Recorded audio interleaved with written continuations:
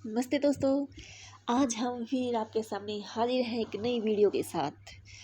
आज हम लेकर आए हैं एक नई वीडियो और इस वीडियो में हम करवाने जा रहे हैं जीन पियाजे। आज का हमारा टॉपिक है संज्ञानात्मक विकास। ये थ्योरी किसने दी थी? जीन पियाजे ने।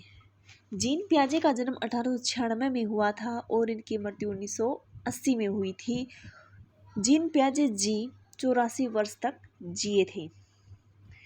इनका जन्म स्विट्जरलैंड में हुआ था। जीन पियाजे के 3 बच्चे थे, एक लड़का 2 लड़की। और जीन पियाजे ने जो प्रयोग किया था वो इन्होंने अपने बच्चों पर किया था। ठीक है। जीन पियाजे की प्रमुख कुछ पुस्तकें हैं। Number 1 the language and thought the child. Number 2 the moral judgment of the child. Number 3 the child conception of the physical world. Number 4 psychology and epistemology.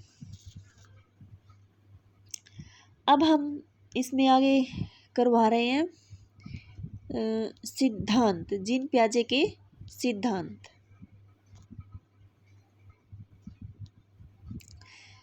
बौद्धिक विकास का सिद्धांत, विकासात्मक सिद्धांत और तीसरा है संज्ञानात्मक व्यवहार का सिद्धांत।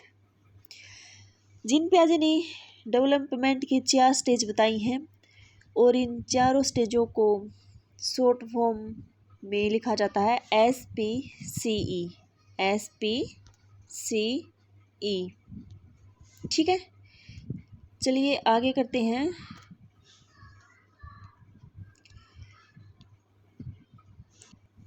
हमारी पहली स्टेज है एसए, सेंसरी मोटर स्टेज। ये जो स्टेज है ये 0 से 2 वर्ष तक मानी जाती है, सेंसरी मोटर। ठीक है। दूसरी है पी, ये है प्री ऑपरेशनल स्टेज, 2 से 7 ईयर। तीसरी है सी से कंक्रीट ऑपरेशनल स्टेज, ये है 7 ईयर से 11 ईयर तक। चौथी है एफ से फॉर्मल ऑपरेशनल स्टेज, 12 से 18 वर्ष। अब हम करने जा रहे हैं पहले स्टेज सेंसरी मोटर स्टेज, 0 से 2 ईयर। संवेदी गामक या इंद्रिय गतिक अवस्था। ठीक है। इसमें हम कहते हैं कि जो बच्चे का व्यवहार होता है ना वो एक लक्ष्य निर्देशित व्यवहार होता है। ठीक है। जो बच्चे की 0 से 1 वर्ष के बीच जो स्टेज होती है ना उसमें बच्चे का क्या होता है कि जो वस्तु होती है वो अस्थायित्व होता है। मतलब कि जैसे कि बच्चे को हमने फ़ोन दे दिया तो कुछ समय के बाद अगर हमने उस फ़ोन को बच्चे से छीन कर कहीं छुपा दिया तो बच्चा ये सोचेगा कि वो जो फ़ोन था मेरे पास उसका अस्तित्व अब समाप्त हो चुका है, वो फ़ोन नहीं है। जब तक वस्तु बच्चे के सामने है ना तब तक वस्तु का अस्तित्व है, और जब उस वस्तु को हम किसी भी चीज़ को हम बच्चे से छीन कर दूर छुपा देते हैं या कहीं और रख देते हैं तो उसका अस्तित्व समाप्त हो जाता है। ठीक। लेकिन 1 से 2 वर्ष के बीच में जो ये स्टेज है इसमें बच्चे का जो विकास हो जाता है, दिमाग मतलब इसके दिमाग का विकास होता है कि जो इसमें क्या होता है कि वस्तु स्थायित्व होता है। बच्चा समझ जाता है कि जो तुम्हारे पास वस्तु थी, जैसे कि उसको किस फ़ोन दे दिया मम्मी ने, तो अगर कुछ देर के बाद उससे हम फ़ोन छीन कर कहीं छुपा देते तो बच्चा सोचता है कि उस फ़ोन का अस्तित्व है, लेकिन उस फ़ोन को कहीं पर रखा गया, छुपाया गया है, मेरी आंखों के सामने से उसको हटा दिया गया है, परंतु उस वस्तु का जो अस्तित्व है वो है। और इस एज में बच्चा अपनी आँखों से, अपने कान से, अपने नाक से, अपने यानी कि बच्चा अपनी इंद्रियों से ज्ञान प्राप्त करता है। इस एज में बच्चा खिलौनों से खेलता है और खिलौनों को तोड़ता भी है। ठीक है। अब आते हैं हमारी दूसरी स्टेज प्री ऑपरेशनल स्टेज, पूर्व संक्रियात्मक अवस्था। यह है 2 से 7 वर्ष तक। इसमें बच्चा जीववाद और सजीववाद पर चिंतन करता है। बच्चा ये सोचता है कि जो निर्जीव वस्तु है ना वो भी सजीव है, वो भी हमारी तरह चलती हैं, खाती हैं, पीती हैं, खेलती हैं। ठीक है, जैसे छोटे बच्चे जो होते हैं वे उनको ये नहीं पता होता कि ये वस्तु निर्जीव है या सजीव है, कौन सी सजीव होती हैं कौन सी निर्जीव होती है। उनके उनके दिमाग में तो ये चलता है कि जितनी भी वस्तुएं ना हमारी तरह सजीव हैं, सब खाती हैं, पीती हैं, खेलती हैं, चलती हैं। जैसे कि आपने देखा भी होगा जो छोटे बच्चे हैं वे खिलौनों के साथ खेलते हैं, उनको खाना खिलाते हैं, पानी पिलाते हैं, उनसे बातें करते हैं। उनके दिमाग में ये रहता है कि जो ये खिलौने हैं ये भी सजीव हैं।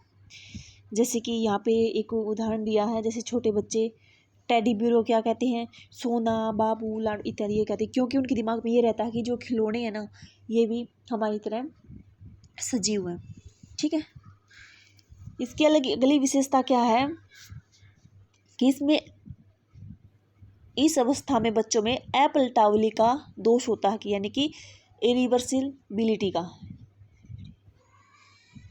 कि बच्चा इस अवस्था में आगे तो बढ़ता है बट वो पीछे जाना नहीं जानता। जैसे कि बच्चे को ज्ञान हो जाता है कि 1 2 3 4, लेकिन बच्चे को ये ज्ञान नहीं होता, इतना नहीं सीख पाता कि जो वो 1 2 3 4 कह रहा है वो 4 3 2 1 भी है। उसको इस चीज़ का ज्ञान नहीं होता। बच्चे को ये तो पता होता है कि पानी से बर्फ़ बनती है, बट उसको ये नहीं पता होता कि पानी से बर्फ़ बनती है परंतु बर्फ़ भी पिघल कर पानी बनती है। उसको इस चीज़ का ज्ञान नहीं होता इस अवस्था में। ठीक है, और इसमें एक विशेषता और कह सकते हैं कि प्रीटेंट प्ले होता है बच्चा। जैसे किसी बच्चे की माता टीचर है तो जब उसकी माता सुबह जो ऊपर निकल जाती तब बच्चा अकेला रह जाता घर पे, तो वो भी खुद टीचर बन के खेलता है। अगर किसी की माँ डॉक्टर है या पिता डॉक्टर है तो अपने माता या पिता के जाने के बाद बच्चा खुद डॉक्टर बनकर खिलौनों को अपना खिलौनों को लेता है और खुद घर में अगर दादा है दादी है खुद डॉक्टर बन जाता है। ठीक है, वे उनके पेशेंट बन जाते हैं, खिलौनों को अपना पेशेंट बना लेते हैं, दादा दादी को पेशेंट बना लेते हैं। ठीक है, उनके साथ खेलता है। इसमें चिंतन का अभाव होता है, बच्चे में चिंतन का अभाव होता है, बच्चा इतना नहीं सोच पाता। लेकिन जैसे कि एक मेज है, अगर इस अवस्था में क्या करता बच्चा, अगर बच्चे के हाथ में अगर गिलास है और वो बच्चा उस गिलास को मेज के ऊपर रखना चाहता है तो बच्चा रख नहीं पाएगा।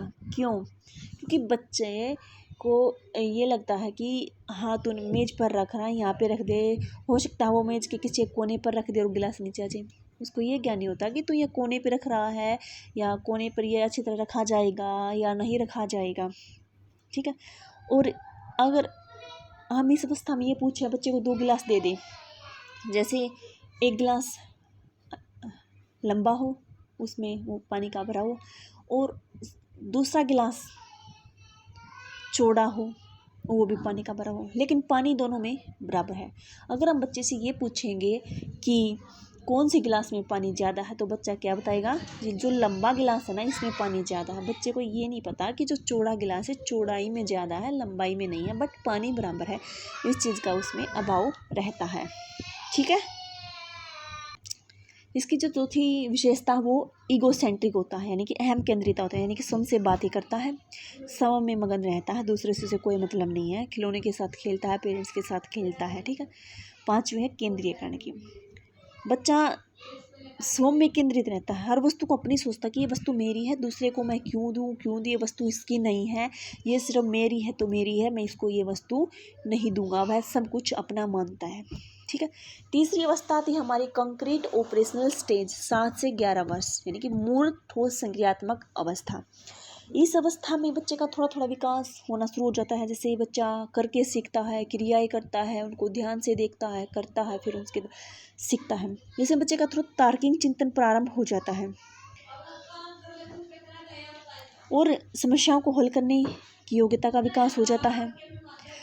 इस अवस्था में आकर बच्चे को ये ज्ञान प्राप्त हो जाता है कि उसके सामने 2 गिलास रखे हुए हैं, एक लंबा है एक चौड़ा है, एक की लंबाई ज़्यादा है कि चौड़ाई ज़्यादा है, बट उसमें जो पानी है दोनों में पानी बराबर है। ठीक है, अगर इस अवस्था में आने के बाद जब बच्चे से हम पूछेंगे तो बच्चा बताएगा कि दोनों में पानी सेम है, क्योंकि जो गिलास चौड़ाई में कम है लेकिन वो ऊंचाई में ज़्यादा है, दूसरा गिलास ऊंचाई जिसकी कम है बट उसकी चौड़ाई ज़्यादा है तो पानी दोनों में बराबर है, ठीक है। और इस अवस्था में आने के बाद बच्चों को ये भी पता लग जाता है कि पानी से बर्फ़ बनती है, बट बर्फ़ से भी पानी बनता है, पानी से बर्फ़ बनती है, जब बर्फ़ पिघल जाती है उससे वापस पानी बन जाता है, ठीक है। और इस अवस्था में आने के बाद बच्चे में सारणीकरण का ज्ञान हो जाता है बच्चे को, ठीक है। बच्चा तथ्यों को, वस्तुओं को क्रम में लगाना सीख जाता है कि कौन सी वस्तु पहले आएगी, कौन सी बाद में आएगी, किस वस्तु को कहाँ पे सेट करना है। वर्गीकरण, इस अवस्था में बच्चे में वर्गीकरण की समझ आ जाती है। वह समानताओं, विभिन्नताओं के आधार पर अलग अलग बांटना शुरू कर देता है, ठीक है। चौथी अवस्था है हमारी फॉर्मल ऑपरेशनल स्टेज, ठीक है, औपचारिक या एमोर संक्रियात्मक अवस्था। ये अवस्था है हमारी 12 से 18 वर्ष तक। इस अवस्था में बच्चे का विकास बहुत ज़्यादा होता है। एमोर चिंतन विकसित हो जाता है, तार्किक योग्यता का विकास हो जाता है और समस्या समाधान की योग्यता। अगर बच्चे के सामने में कुछ समस्या आती है तो उस समस्या का समाधान करने की उसमें योग्यता आ जाती है। उस पर तर्क वितर्क करता है, समझकर सोचता है, समझता, उसका समाधान निकाल लेता है, ठीक है। अब हम यहाँ पे चर्चा करें स्कीमा। सबसे पहले देखते हैं स्कीमा क्या होता है। आसान शब्दों में हम ये कहेंगे कि स्कीमा वो होता है जैसे हम किसी चीज़ को एक बार देख लेते हैं, यानी किसी भी चीज़ को जब हम एक बार देख लेते हैं, उस चीज़ का चित्र जिसको हमने देखा हमारे दिमाग में सेट हो जाता है। जैसे कि मैंने अपने नाना को, नानी को, पापा को, मम्मी को देखा है, उसका चित्र हमारे दिमाग में सेट हो जाता है।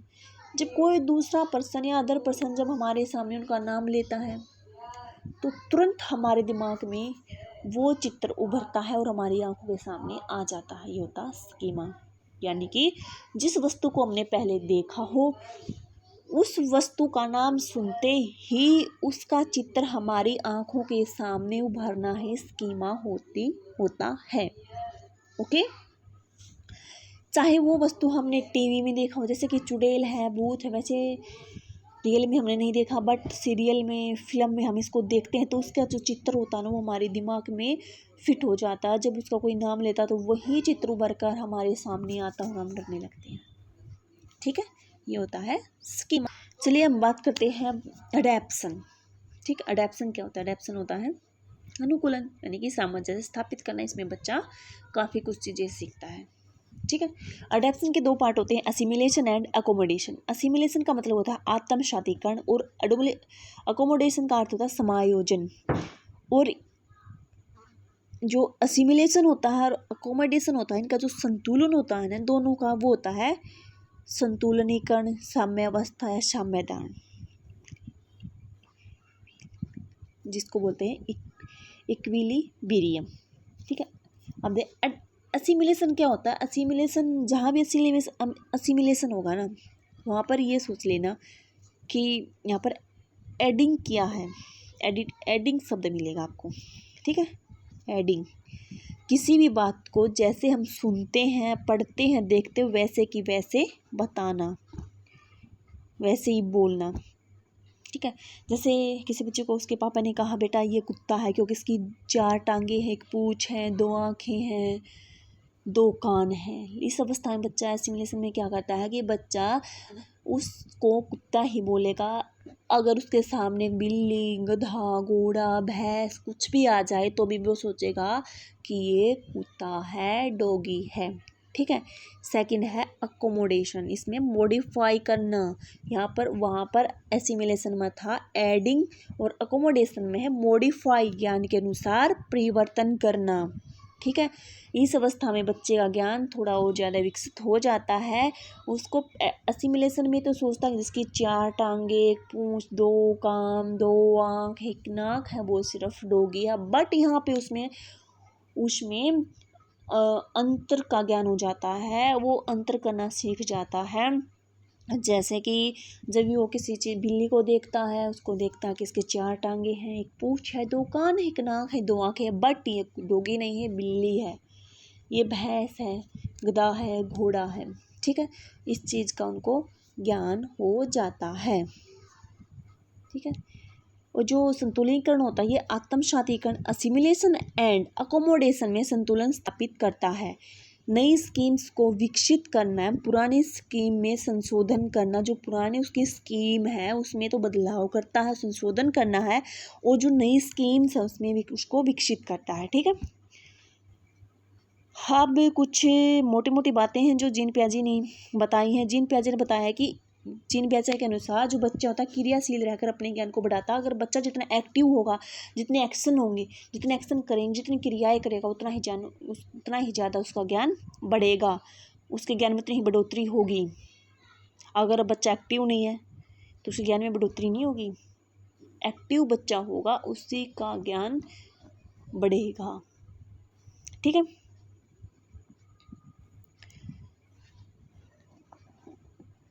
यहाँ पे इन्होंने पियाजे ने बोला है कि विचारों का उदय पहले होता है भाषा का। जैसे कि ये थे हमारे एक और विद्वान हैं कोलबर्ग साहब, उन्होंने भाषा को प्रायोरिटी दी है, भाषा को प्रथम माना कि पहले भाषा विकसित होती है, उसके बाद विचार होते ही होता है। लेकिन पियाजे के अनुसार पहले विचारों का उदय होता है, उसके बाद भाषा ग्रहण जो ठीक है कोग्निटिव का अर्थ होता है संज्ञान। इसमें इसको माना है HMT, S for head, M for mind, T for thinking.